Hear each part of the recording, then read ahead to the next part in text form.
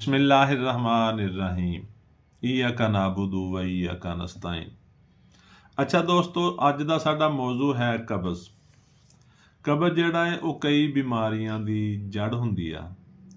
जिहड़े हुक्मा ने वो कहंदे आ कि कब्ज़ 100 बीमारियां दी मां वा, यानी कि कब्ज़ दे नाल बंदे नूं इन्नियां बीमारियां हो सकदियां ने कि उन्होंने पता ही नहीं लगे मैनूं किहड़ी किहड़ी बीमारी हो गई आ। कब्ज़ दे नाल सब तो पहले मरीज़ का मैदा खराब होंदा है, मैदे च जलन होना शुरू हो जाती आ, बदहज़मी हो जाती आ, गैस हो जाती आ। मरीज़ जिहड़ा खाना खांदा है वो हज़म नहीं हुंदा ते मरीज़ फिर बड़ा परेशान हुंदा है।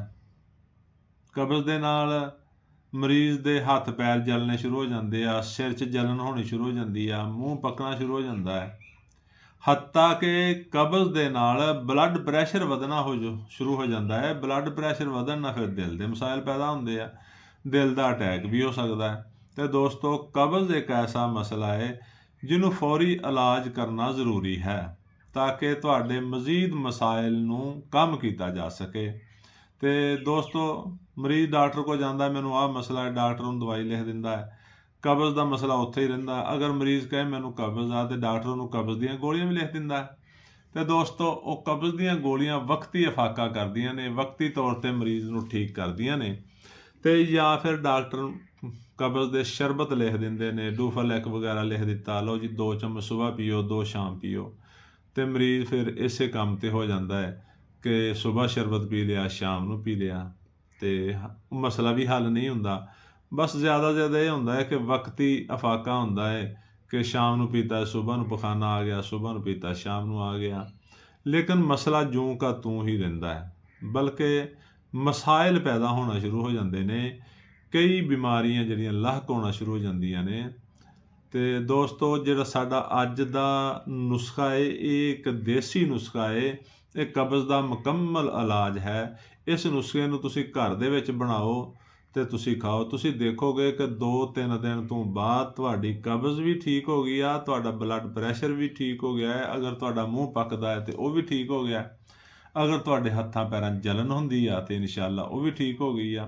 तो दोस्तों, ये ना एडा कोई कीमती नुस्खा नहीं हैगा, थोड़े पैसों का नुस्खा है, लेकिन ये यानी कि तुसीं ये कह सकते हो कि बहुत ज़्यादा फायदे ने।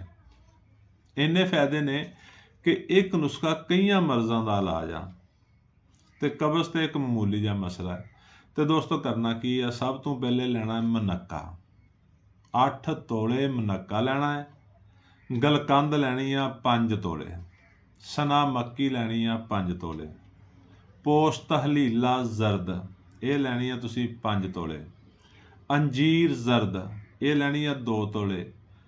पोस्त अनाब ये लैने आ 2 तोले। तो मगज़ बदाम लैने आ 4 तोले।